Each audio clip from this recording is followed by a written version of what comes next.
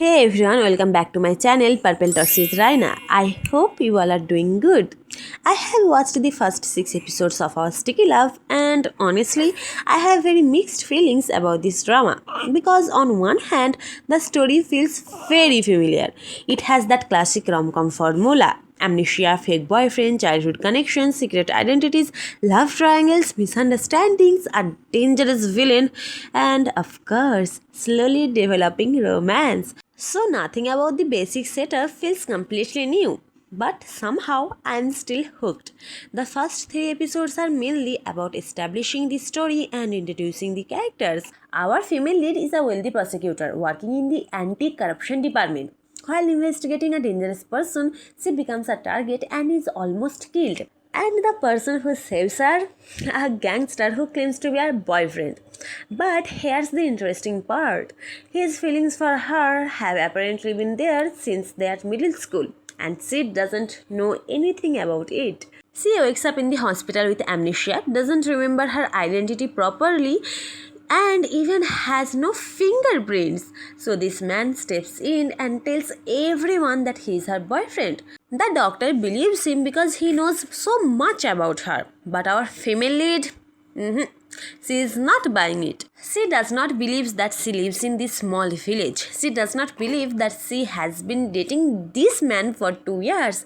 She is not believing anything this guy is saying. And when she asks him that how they supposedly fall in love, he gives her the most ridiculous answer he could. Apparently, she was scared of a frog, he rescued her, and somehow that was enough for her to fall in love with him. She even kisses him to see if something comes back to her, and absolutely nothing happens. But then the drama starts giving us a little piece of their past. We see how they supposedly met in Japan when she thought he was an innocent man being chased by a thug. She helps him and they spend the night together, walking, talking, sitting near the beach and slowly getting comfortable with each other. And before they separate, she asks him if they can meet again in Seoul.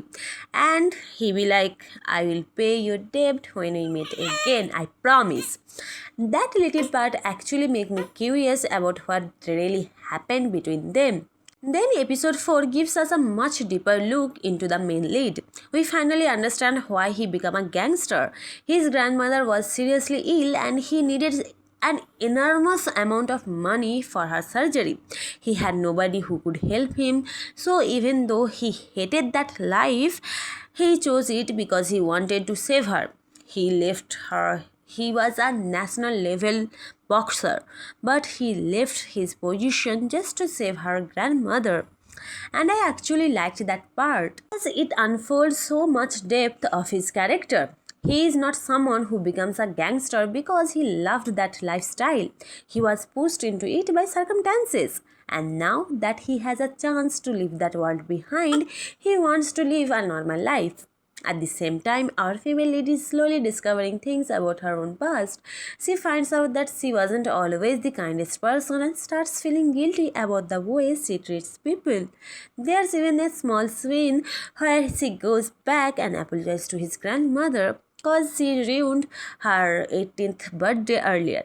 And I really like that moment because the grandmother doesn't need some dramatic dialogues.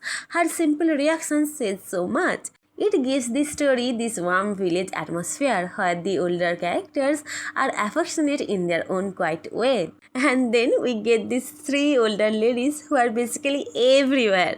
They bring so much comedy into the drama. Meanwhile, our female lead started becoming jealous of the psychologist nurse because she was his classmate and had a crush on him. And then she finds a number connected to her past and gets another flashback. She remembers that the prosecutor she knows was supposedly her boyfriend. But she doesn't remember that their relationship was just actually a part of an act. So now she is thinking either I cheated on Teha or Teha is lying to me. And naturally, she decides that she needs to investigate. She plans to go back to Seoul and find out the truth. But just when she is ready to leave, his grandmother becomes sick. But She just lied to him and said that she is going to Seoul just for the therapy with the psychologist. In the way, she finds that in her bag there was a pair of socks and a MP3, and she told him about her past, how she was treated in the orphanage. So she quit the idea of finding the truth, and she be like, I have to be with him in this difficult situation. And after everything that happens, she changes her mind. She decides that she doesn't want to rush back to Seoul and recover all those memories immediately. She wants to stay. And I liked that because despite all the confusion, she is slowly becoming emotionally attached to this place and to the people around her. And then episode 5 shifts the drama into full rom-com mode. We get more cute moments, misunderstandings, jealousy, awkward situations, and that slowly developing chemistry between the two leads.